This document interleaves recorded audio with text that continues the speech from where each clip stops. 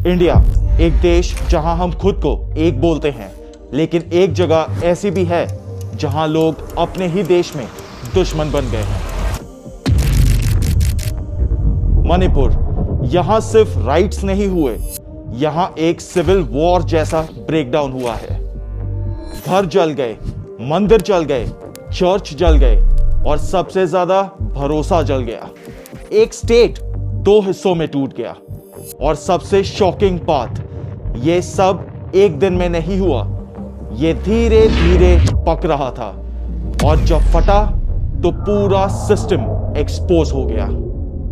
Hey guys, आज मैं ये नहीं बोलूंगा कि आप सपोर्ट करो ताकि मेरे नंबर्स बढ़े, आप शेयर करो ताकि मेरे नंबर्स बढ़े, लेकिन मैं एक बात जरूर बोलना चाहूंगा कि ये वीडियो को जरूर शेयर करना, बिकॉज इट्स अबाउट मणिपुर। तो इसकी आवाज पहुंचनी चाहिए, दूर दूर तक पहुंचनी चाहिए, ताकि कुछ तो वहां पर सही हो, क्योंकि वहां के लोग बहुत सफर कर रहे हैं। मणिपुर को समझने के लिए एक सिंपल फैक्ट समझना पड़ेगा। ये सिर्फ एक स्टेट नहीं, ये दो अलग दुनिया है। एक साइड इम्फाल वैली, जहां मैती कम्युनिटी डोमिनेंट है, दूसरी साइड हिली एरियाज जहां कुकीजू और अदर ट्राइबल कम्युनिटीज रहते हैं।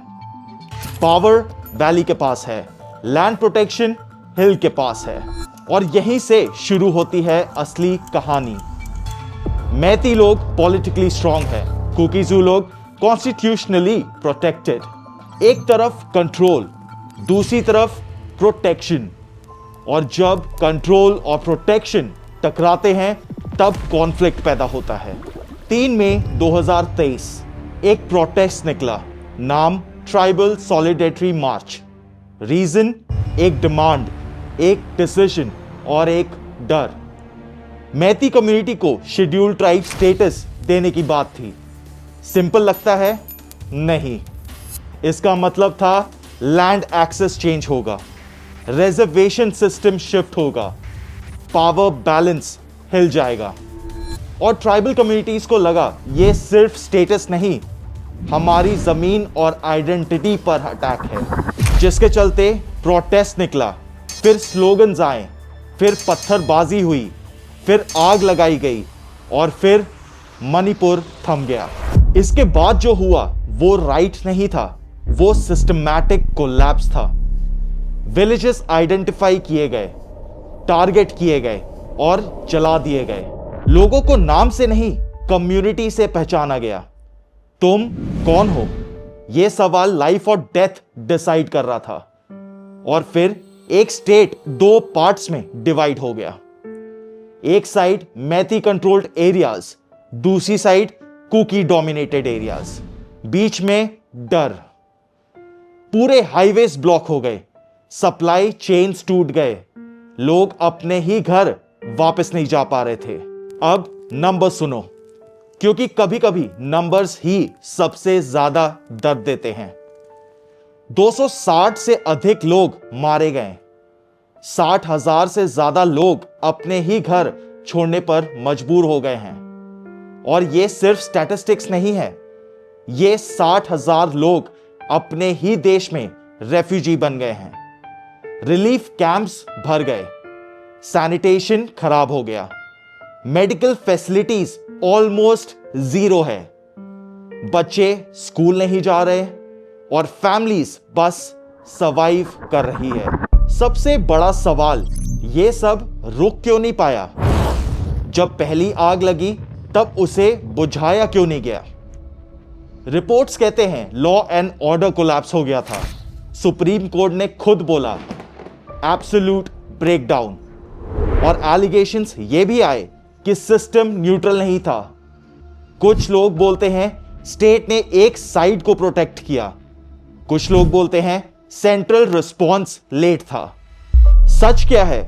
सच ये है, जब सिस्टम फेल करता है तब आम आदमी सबसे पहले मरता है।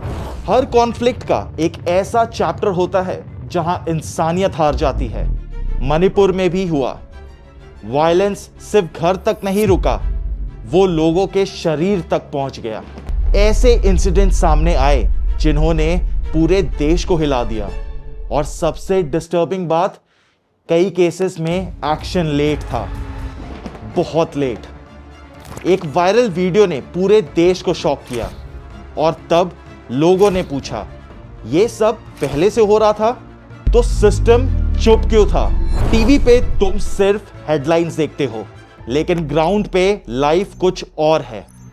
एक छोटा सा टेंट जिसमें 6 से 7 लोग रहते हैं, गर्मी, बीमारी और अनसर्टेनिटी। बच्चे पढ़ नहीं पा रहे, पेरेंट्स काम नहीं कर पा रहे, और सबसे बड़ा डर, कल क्या होगा। कई लोग आज भी अपने घर वापस नहीं जा पा रहे क्योंकि घर अब एग्जिस्ट ही नहीं करता, और अगर करता भी है तो वहां डर रहता है। जब सिचुएशन कंट्रोल से बाहर चली जाए तब एक ही इंस्टीट्यूशन था जो खड़ा हुआ, इंडियन आर्मी। कॉन्वॉयज निकले, एरिया डोमिनेशन हुआ, लोगों को इवैक्यूएट किया गया, और हां, कई जगह उन्होंने जिंदगी बचाई। लेकिन एक अनकंफर्टेबल ट्रूथ ये भी है, आर्मी का काम पीस बनाना नहीं होता। आर्मी का काम होता है कोलैप्स को कंट्रोल करना। मतलब जब फौज आ जाए तो समझ जाओ सिचुएशन ऑलरेडी बिगड़ चुकी है। अब आते हैं सबसे अनकंफर्टेबल पार्ट पर, पॉलिटिक्स। जब लोग मर रहे थे तब नैरेटिव कंट्रोल हो रहा था। कुछ लोग बोल रहे थे ये एथनिक इशू है, कुछ लोग बोल रहे थे ये रिलीजियस इशू है, और कुछ चुप थे। सबसे बड़ा सवाल ये नहीं है कि कौन सही था, सवाल ये है जब लोग मर रहे थे तब कौन एक्टिव था? प्रेसिडेंट रूल आया, फिर गवर्नमेंट चेंज हुई, लेकिन ग्राउंड पे क्या बदला? क्या लोग सेफ फील कर रहे हैं? क्या कैंप्स खाली हो गए? नहीं। मतलब पावर चेंज हुई, रियलिटी नहीं। सबसे कंट्रोवर्शियल सवाल, क्या ये हिंदू वर्सेस क्रिश्चियन वॉर है? आंसर सिंपल नहीं है। हाँ, रिलीजन का रोल है। मीती साइड लार्जली हिंदू हैं, कुकीजू साइड लार्जली क्रिश्चियन। इस वजह से लोग इसको रिलीजियस वॉर बोलते हैं। लेकिन सच थोड़ा डीप है। ये वॉर रिलीजन से स्टार्ट नहीं हुआ, ये स्टार्ट हुआ लैंड, आइडेंटिटी और पावर से। रिलीजन ने सिर्फ इस फायर को और भड़का दिया। इसलिए अगर कोई तुम्हें बोले ये सिर्फ हिंदू वर्सेस क्रिश्चियन है, तो समझ जाओ या तो वो सिंप्लीफाई कर रहा है या मैनिपुलेट। मणिपुर की कहानी खत्म नहीं हुई, वो अभी भी लिखी जा रही है। हर दिन, हर कैंप, हर डिस्प्लेस्ड फैमिली के साथ। सवाल ये नहीं है क्या हुआ, सवाल ये है क्या हमने कुछ सीखा? क्योंकि अगर नहीं सीखा तो मणिपुर सिर्फ एक स्टेट नहीं रहेगा, वो एक वार्निंग बन जाएगा। एक वार्निंग कि जब सिस्टम फेल होता है और लोग डिवाइड हो जाते हैं तो एक देश के अंदर ही एक और देश बन जाता है। लेकिन अगर सच एक्सेप्ट किया जाए, अगर अकाउंटेबिलिटी आए, अगर इंसानियत पॉलिटिक्स से ऊपर आए, तो शायद एक दिन मणिपुर सिर्फ वायलेंस के लिए नहीं, रिकवरी के लिए याद किया जाएगा।